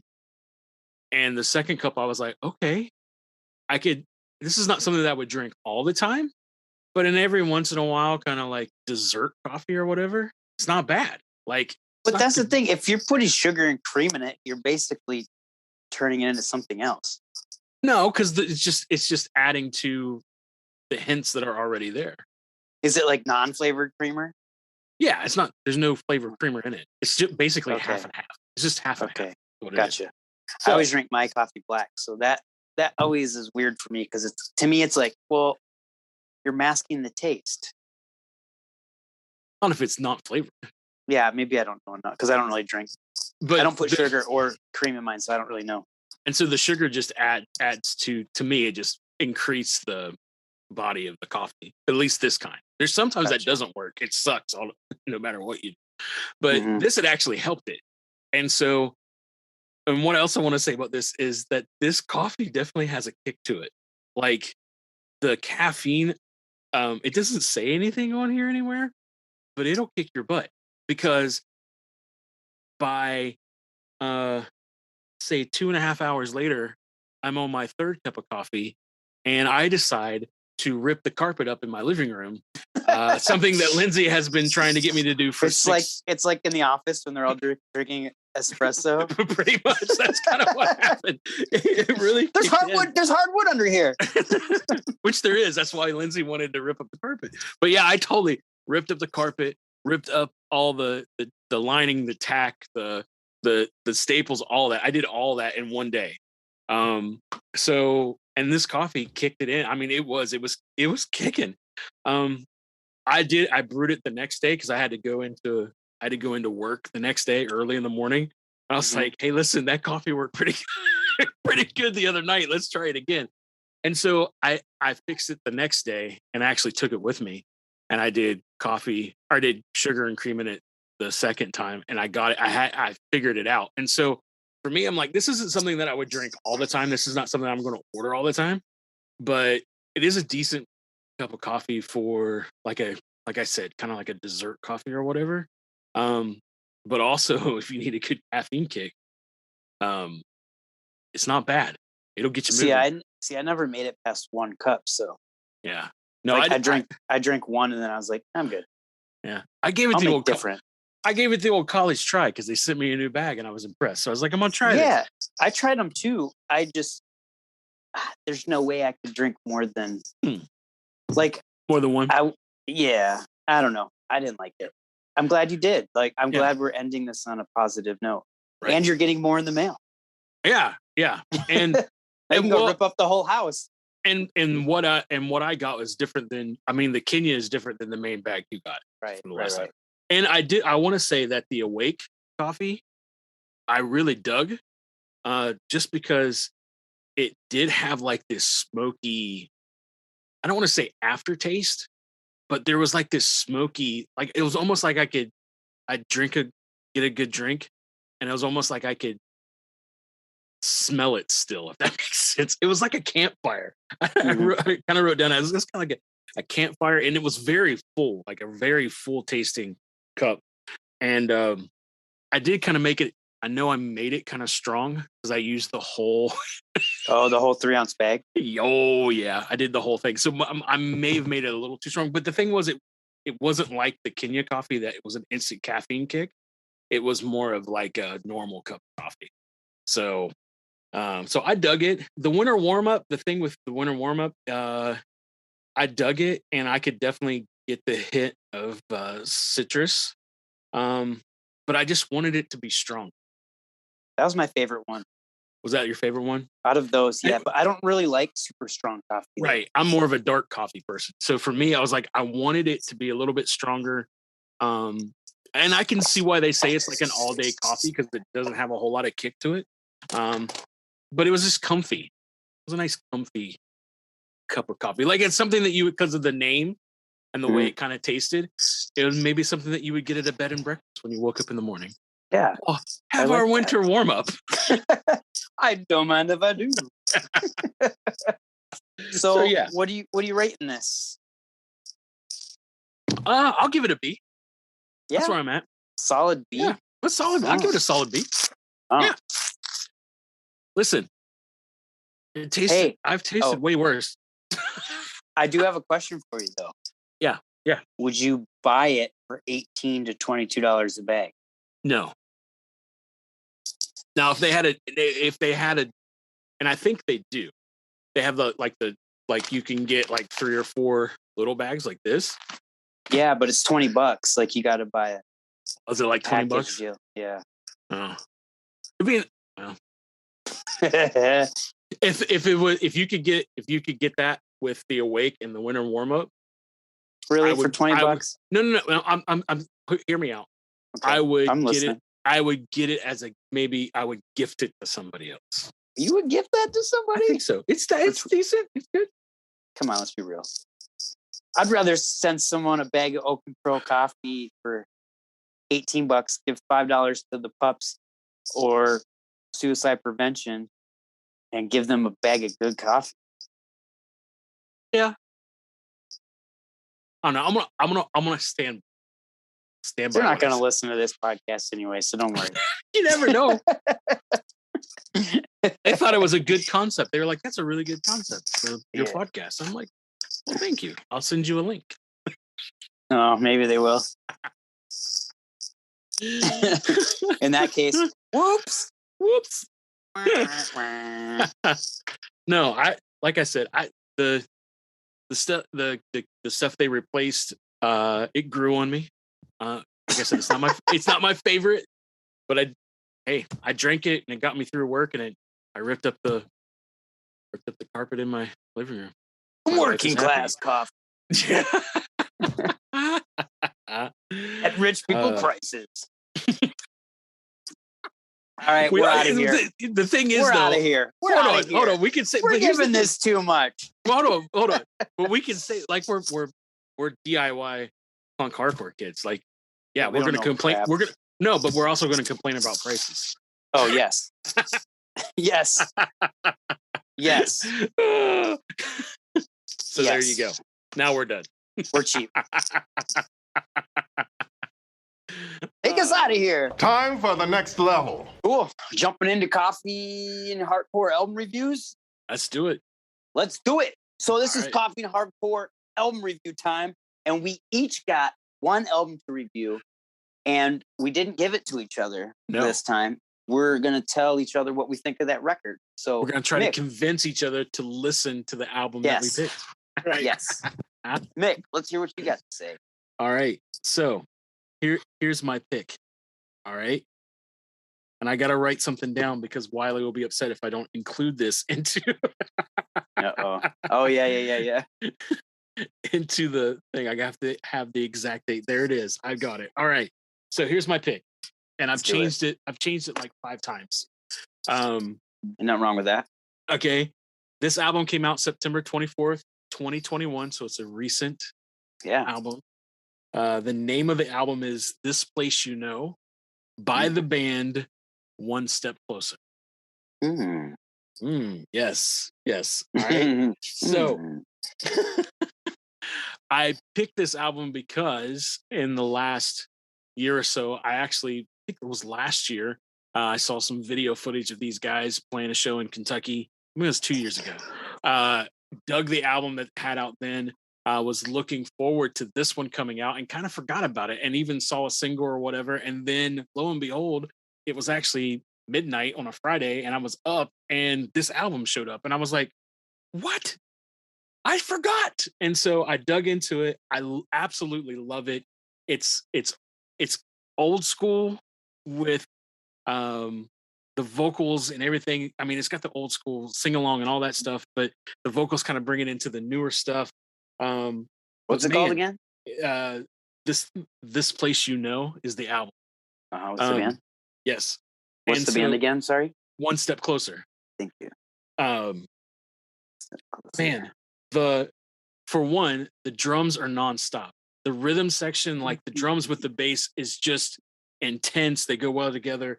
The bass is so amplified and in your face, and the bass lines are just because it gets into those moments where it's like the whole old school youth crew, like it's just driving, and the bass is just right there in the pocket with the drums, and I just absolutely love it. I wish the bass was just a little grittier, but that's all right. That's just my taste for a bass tone. But man, you can't beat the bass line the guys are dropping. And then on top of that, you have this just an energetic, fat guitar tone, awesome rhythm, adding some stuff. And it automatically, as soon as I hear it, when it kicks in and it starts kicking like the song Lead to Gray, when it gets going, it automatically takes me back to like Strong Arm and Stretch Armstrong and Shy Elude and a lot of those old school Strife, kind of that kind of stuff. But it's not such a throwback that it makes you go, oh, this is just a band that's just, trying to bring back everything. Flair. Yep. It's got its own flair. And then on top of that, you add what's happening in the lyrical content. Like they're talking about isolation, they're talking about depression, they're talking about, loss and all that. So it really, it's another album that fits really well with what's going on around us, what's happening. And man, yeah, it's just a killer record in my opinion. I think you should check it out. And the song that I want to drop is actually Lead to Gray. So yeah, it's like, let's do it now. Here it comes. Boom.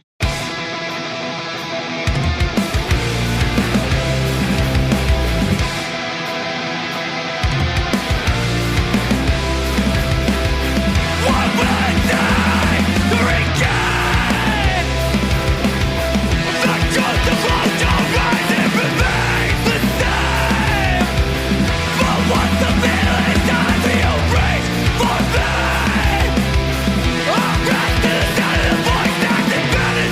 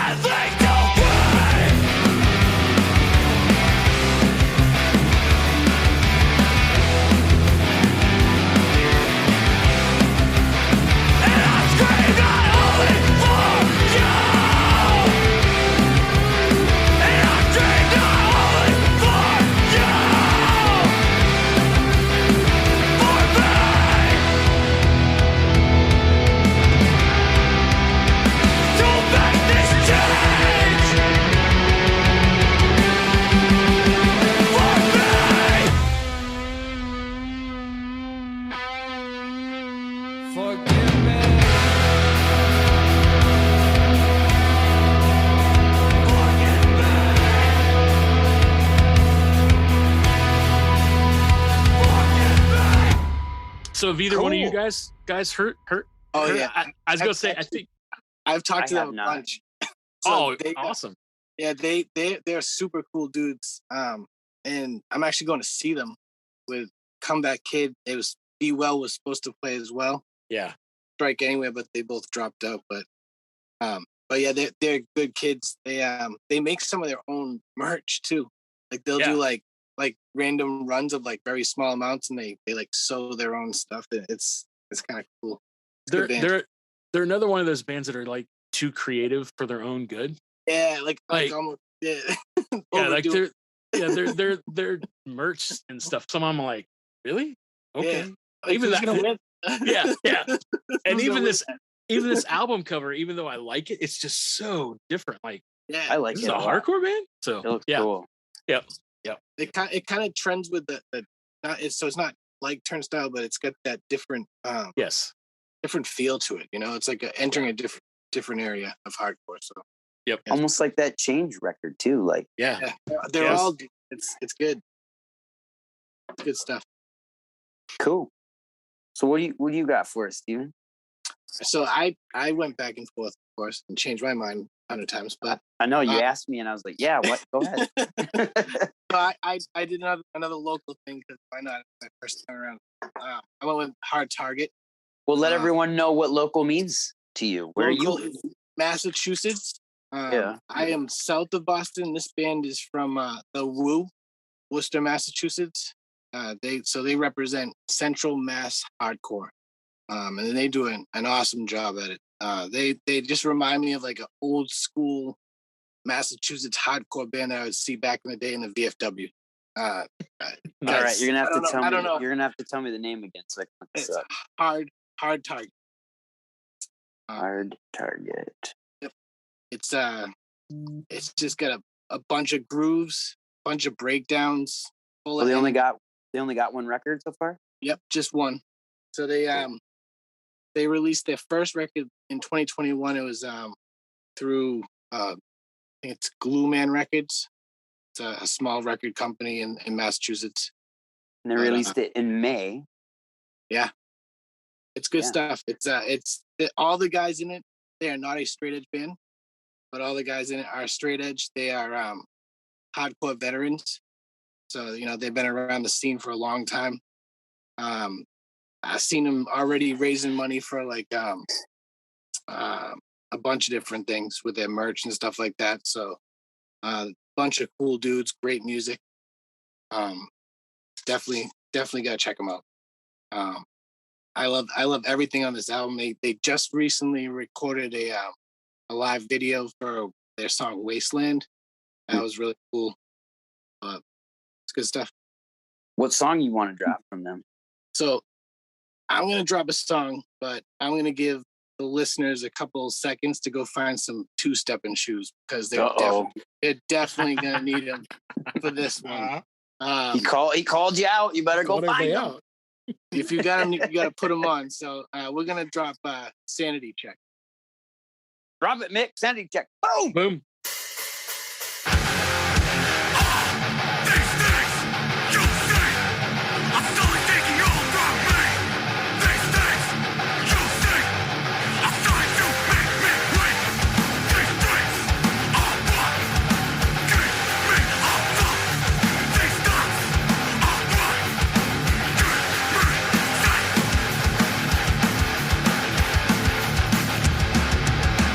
I take control.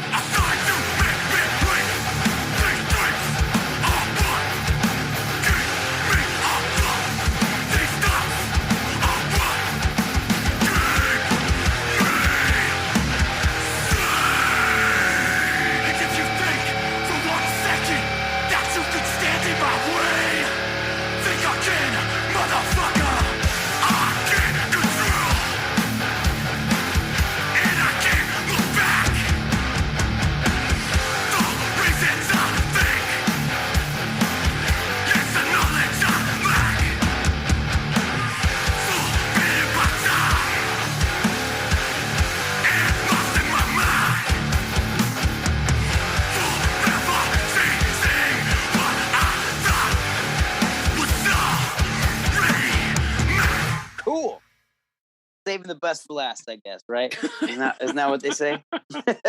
Sure. Yeah, whatever you say. All right. I'm super stoked about this record. And my notes are, I'm looking at my notes here. I don't know if you can see this, but they're kind of long for this record. Oh, wow.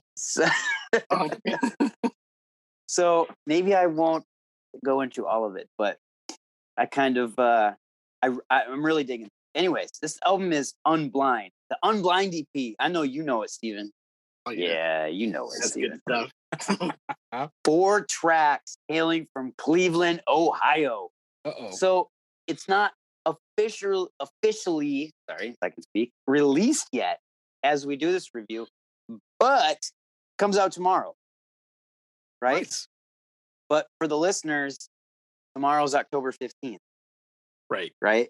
But Right. when you're listening, this is going to come out in November. So, wah, wah, wah. Unblind will be on all streaming platforms and stores. So pick it up and listen to it because you'll love it. The vocalist, Mark Alan Bradley, who also fronts the band Disappear, he sent me these 4 tracks early to check out. Then I instantly fell in love with these tracks. I will say that I have a soft spot in my heart for vegan straight edge hardcore. So that helped. That already helped, right? Featuring members of Morning Again, Run Devil Run, Golden God, Disappear. These 4 songs are super powerful, full of energy, and very well done with a great message. I am a fan of Mark's other band, Disappear, who also has a new album coming out at some point. Their guitar player actually reached out to us about doing a review / chat on the Coffee and Hardcore Instagram page. But they're not ready to feature it yet because they are working through a label. And so they said they're going to get a hold of us when they're ready to feature that. So this kind of worked out perfect because I really wanted to feature Unblind. This band takes it to the next level. Mark takes his vocals up a few notches with this release, in my opinion. The band is slow and low at times, bringing you that heavy, heavy, wonderful hardcore. And I 100% recommend this album to everyone listening. They're also releasing on a 7-inch lathe cut record that I proudly ordered from Irish Voodoo Records. I got the clear one, I believe, the crystal clear one. Everything about this EP is great. It's heavy, it's powerful. The guitars, the bass is mean. Man, the drums pound like wrecking balls, laying rubble for Mark to shout his message of pain, reflection, and anger to the listeners. Come on, let's drop one of the singles. Let's drop Karma, because Mark goes on to state about this song. I tried to write a song about animal rights that wasn't saying the same thing all these others have already said. My approach was that effect eating animals has on our souls, hence the title Karma. I think it's important, imperative that we take accountability for the seeds we sow, good or bad. Mark Allen Bradley. So let's drop it. Let's drop Karma now.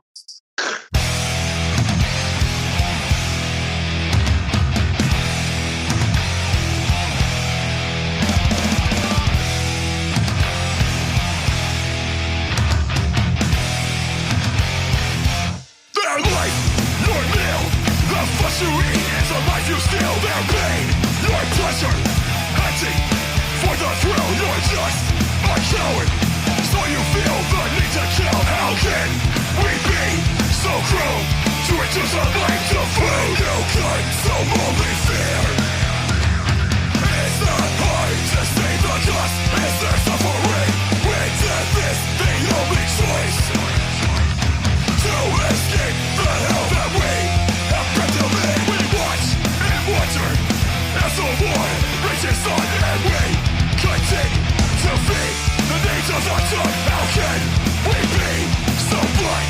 We ignore their cries, open our eyes to see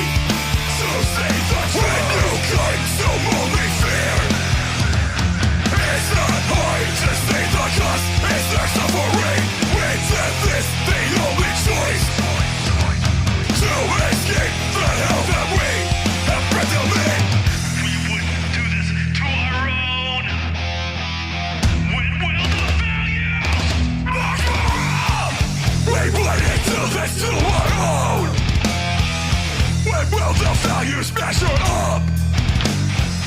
We bleed till there's no one own. We will the value, smash her up.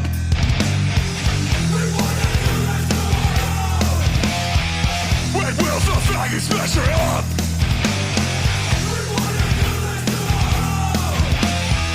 We will the value, smash her up.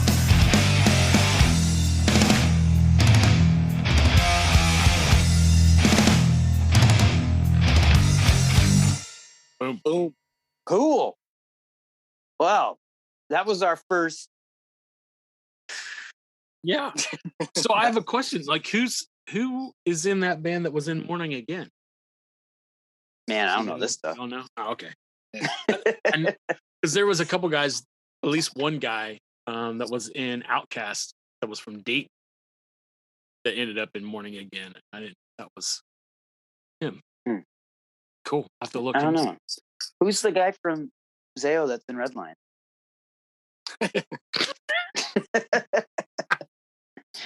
You know how many times I've been asked that question? Are you serious? Yeah, 4 times. 4 I times. held up 5 fingers. Yeah, 5 fingers. Only 4 times. 4 times. Who cares? Speaking of, how are the bass tracks going? Slow. But slow and low. Yes, slow and low. Yes. No, no worries, man. No worries. All right. Well, that was us. This is the podcast. Yeah. We're gonna outro this piece. Yeah. Let's do it. Let's do it. Oh yeah. All right. That was our season 2, episode 11 show, and we're not going to be back until January. And I'll have a new co-host for the January episode. Right. So, yeah. Coming to a close.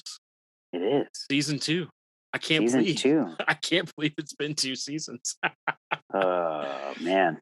Well, let's thank Joel of Worst Self for being on, and thank you again, Steven, for picking up my slack, doing me a solid for a few months. I greatly appreciate it. No problem, guys. I'm so glad you asked me, and I'm super excited to take over for the next few months while you learn how to be a dad. Yeah. I'm also excited. Do they make books about that? Can you send me a book on that? Can you write your next book about being a dad? I'm also excited to be re-releasing the new 2 Minute Minor first record, A Goon's Best Friend, brought to you by Mick and I at Coffee and Hardcore Records, and by Steven at Straight Edge for Christ, and by our label Veritas Vinyl, and by Oak and Crow Coffee. Man, these are all of our friends putting this record out. I know. It's like a big family reunion. It's awesome. Yeah. I am thrilled to be a part of this release. There's a pre-order coming up for it, right? November 5th? That's right. I guess I can't be yelling like that when Otto was born. Nope. Got to get it out of my system. That's right. Yeah. Only 100 Blood Orange 7-inch records will be available. Nice. Get on it. Yeah. Get on that fast because they'll go quick. So, as always, I'm going to do the part that Wiley doesn't like. Mm-hmm. Like us on social media. Check it out. Share it with your friends. Listen and play it over and over and over again. And even turn it on at night when you go to sleep and just let it play on repeat over and over again on Spotify. Why? Does it do that? Will it repeat a podcast? Yeah, sure. Oh, yeah? Yeah, just hit repeat. Let it go. Just, let it go like twice because it's 3 hours long. Yeah, true. But the sun will be up by the time you get to this. But hey, listen, seriously, if you dig what we're doing, then like it, leave us a good review, spread the word. Man, we got a lot of cool stuff coming up for next year, and we want you to be a part of it. And how you do that is you like it and you spread the good news. And the very first episode, we'll have Steven with us again, and we'll be doing the podcast. It's going to be good. That's right. It's going to be sad, but it's going to be awesome to listen to it. Yeah, it will. It will be sad. No, it'll be awesome though too. Yeah, it will. It'll be a mixed bag of emotions. What are your feelings about it all, Steven? think it's gonna be great. You're gonna see it from a different side. You're gonna be tuning in as a listener, so it'll give you a little different Holding view. that baby. Yeah, and then it will have a special bring you back session. So it'll be good stuff for sure. Yeah. Yeah, Did Mick tell you what he's trying to plan at all? No, I haven't said anything. Okay, No, let's not say. I don't want Let's not say. to release anything, but we are working on something special for the comeback. Yeah. We don't want to jinx it though, right? No, we also don't want to jinx it. We also don't want to jinx it. All right, so Mick and I tried to do this one time, and it failed. So let's try it, and even if it fails, we're just gonna keep it. Okay. So all three of us on 1, 2, 3, we're gonna try to tell everybody, see you next year. So let's make this epically fail, okay? All right. Here we go. 1, 2, 3. See you next year.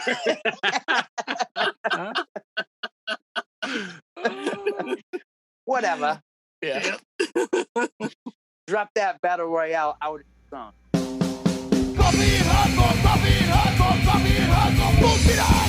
Coffee and hardcore, coffee and hardcore, coffee and hardcore. Doing it right. We got the combo, we got the juice, we got the joke, we got reviews, we got the go from you out the border. If you like the back, you better support them. Coffee and hardcore, coffee and hardcore, coffee and hardcore, bullshit on.